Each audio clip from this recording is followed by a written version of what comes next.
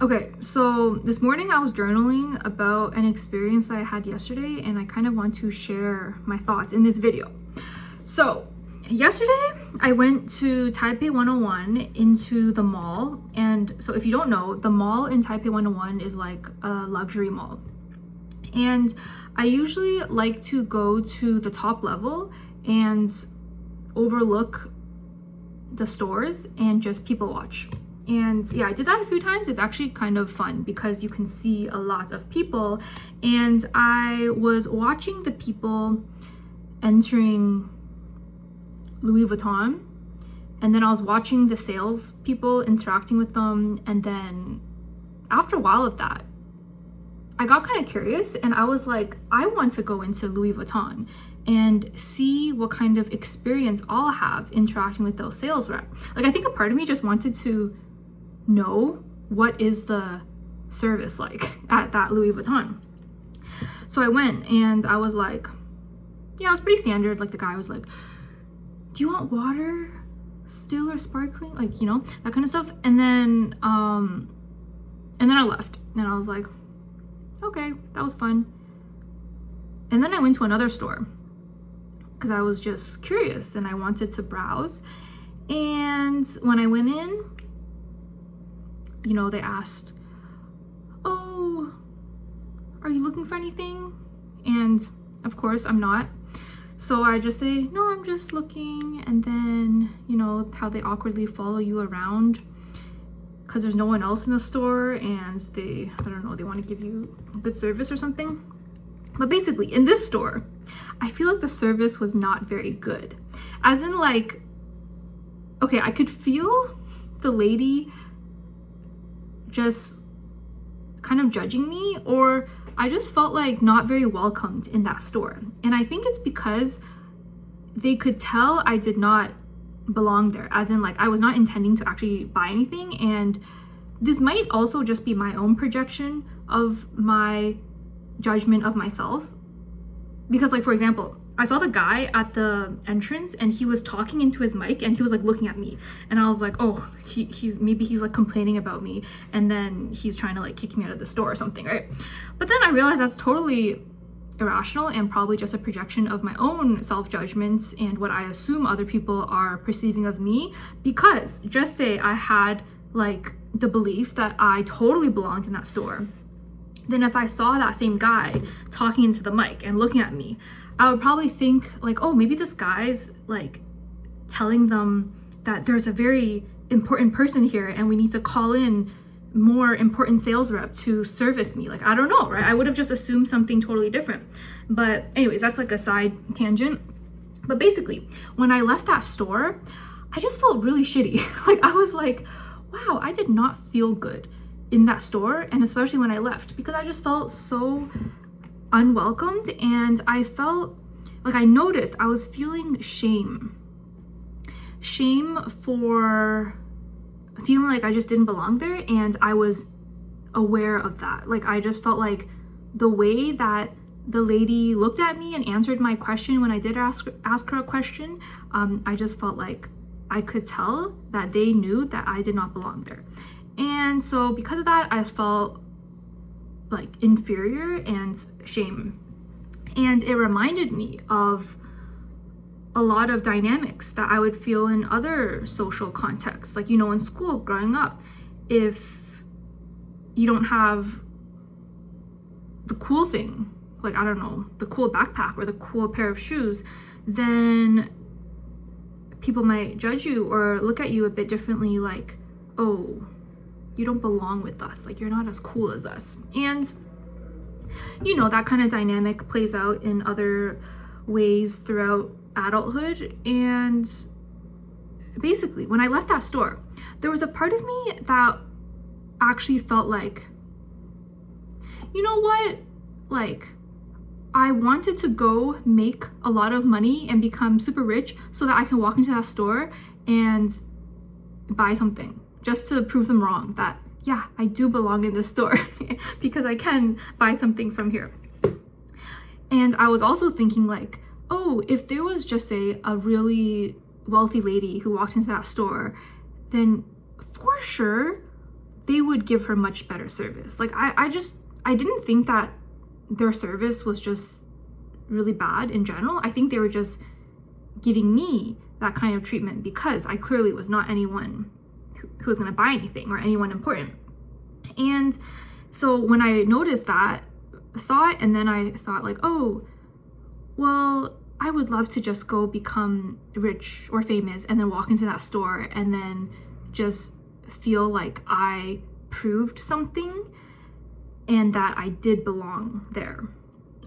And then I thought about it some more, and then I'm like, but then like, what kind of game would I be playing here? It's like, yeah, if I was able to buy something, or just say I walked in that store and that lady did give me really good treatment because I was clearly gonna buy something, then that's such a, like, what, first of all, would I even want that? Like, would I want to, it feels like I would just be buying people's respect, or buying good service, or buying people's approval of me for belonging there. And I think essentially I just realized this would just be a really silly game to be playing, to go strive the rest of my life to go become super wealthy or famous so that I can walk into a store like that again and not feel shame, to feel like I was welcome there and belonged there. And then I realized, wait a minute, that's the game a lot of people play actually. It's the whole social status game of trying to earn a lot of money or earn some type of fame so that you can feel like you get the respect and the approval of whoever, and then you feel worthy of just existing. And I think this really stood out to me and surprised me because ever since I was young, I was always aware of the fact that this is a really silly game to play. Like, you know that Jim Carrey quote, "I wish everyone could become rich and famous just to realize that that's not the answer." And I remember seeing that when I was younger, and actually I just really enjoyed learning about the lives and the perspectives and insights from people who are very successful so that I could see if there's a pattern across those people. And I always noticed how they all say the same thing, which is that attaining the success that they did was never what brought them happiness and fulfillment in the end. And they always end up having to go down another path afterwards to find that true happiness and fulfillment. And so knowing this, I always knew that that wasn't something I should strive for. Like, I shouldn't strive for money or for status because that's not a winning game. Like, I should just directly strive for happiness and fulfillment because that's gonna be the path I end up on anyways, regardless of if I went down that whole detour path of trying to earn a lot of money. So basically, when I had that experience yesterday, I realized, wow, I almost fell into that trap. And this is a trap I think I was actually living in to some extent over the past few years in my adulthood, even though I knew that wasn't the answer, but a part of me still wanted to experience a lot of, luxuries or have certain things or experiences to feel more worthy. But I can say for sure, after those experiences, it never leads to real sense of worthiness or a real sense of happiness and fulfillment. Because as Jim Carrey said, that's not the answer. And the other day, I was at the bookstore and I was flipping through this book called Worthy, and there was something in there that I saw that I thought was very interesting. So it was actually an equation. It was like the fulfillment equation. And it was basically saying that fulfillment is a function of self-confidence plus growth plus contribution, and then you take all of that and times it by self-worth. And that equation will tell you how fulfilled you are. So first of all, I thought that was really interesting because I think in the past I always thought fulfillment was like there has to be one main factor. But then when I saw this equation, I was like, oh, maybe it's actually a function of like multiple factors.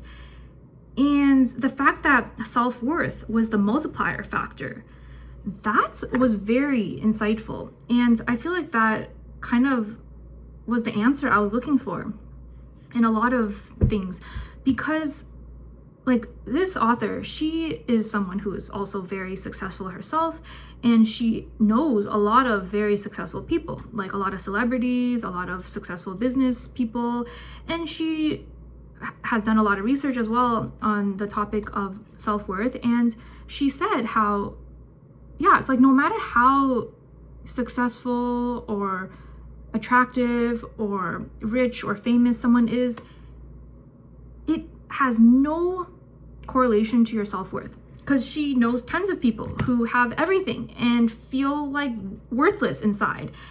And then there's also people who have none of that and they feel fulfilled and great inside. And so really it comes down to self-worth as being a multiplier. But of course it's not just self-worth, because if you have a lot of self-worth but you're not actually like growing and contributing and having self-confidence, which comes from, you know, competency and all these other variables, then you won't feel like fully fulfilled either. And yeah, so basically I think like I knew, you know, growth, contribution, like those things would lead to fulfillment, but I didn't realize that self-worth is a multiplier. And I think that is so true, because yeah, like just say I go down a path, I achieve a lot of wealth and whatever, and then I walk into one of those stores again and I get great service and I can buy whatever and walk out of that store with, you know, a good customer experience and feeling approved and validated and respected by the sales reps.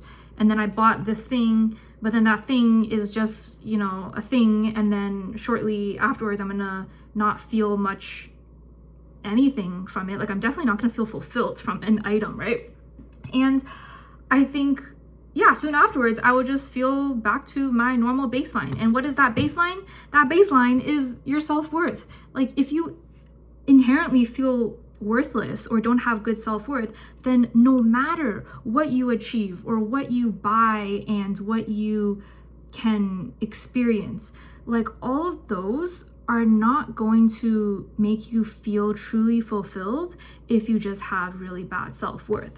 But if you have good self-worth, then no matter what you go strive for and achieve in terms of like your growth and your self-confidence and building your competency, and then also contributing to others and to society, like when you do those things with high self-worth, then you're gonna feel a lot more fulfilled than if you did those same things with low self-worth. And so basically I realized, you know what, if I want to feel fulfilled in life, I shouldn't strive for attaining anything. I should just strive for increasing the values of the variables of this equation.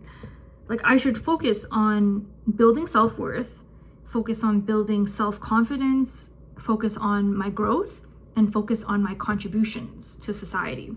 And if I just focus on those variables, which by the way are all in my control, then I will just, as a byproduct, have a fulfilled life, right? According to this equation.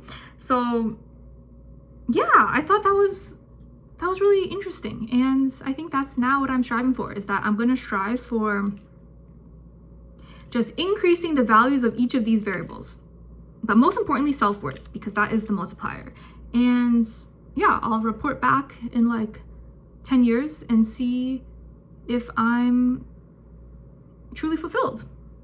At least I think I'll definitely be a lot more fulfilled than if I spent, you know, the next 10 years chasing like wealth or fame or something else. I think those, if I went down that path, I'll probably still end up feeling just the same if I don't actually improve my self-worth. And yeah, I just don't want to end up living a life where I chase something, but then I end up feeling empty. And it's because the whole thing I was chasing was an illusion and it wasn't even anything of substance. So I think I almost felt kind of disappointed in myself for falling into that trap, because I knew when I was younger that this is all just a trap. Like, it's an illusion, it's a game, and it's a pretty empty game in that you're not really going anywhere of meaning. It just looks like you are on the outside, but on the inside, it's not a winning game. Like, you're not actually going to gain what you're looking for. So I'm glad I actually had that experience. I'm glad I walked into that store, felt that shame, and had this whole realization that, right, we're not playing that game. We're playing the fulfillment game. And I'm so glad I saw that equation in the bookstore. I'm like, wow, that was so insightful. But anyways, I just wanted to share that because, yeah, I think it's interesting. And I also saw something else at the bookstore in a book where it was saying something like, your purpose is to share your stories and your lessons. And that's basically what I'm doing in this video. Because I think, like, yeah, like, first of all, your stories, these are things that only you specifically can tell. As in, like, no one else can tell your stories, right? Because they're unique to you. And then for your lessons, like, yeah, other people could have the same lessons, like the same insights to extract from the lessons, but they can't tell it in the way you tell it, because the way you experience that lesson is unique to you. And so therefore, you should share your stories and your lessons, because these are things that you uniquely can contribute to the world. Even if someone else has the same lesson, they can't tell it, and they did not experience it in the same way that you did. So therefore, one of your purposes is to share those. So that's what I'm doing with this video. Okay, I hope it helps someone out there. Bye.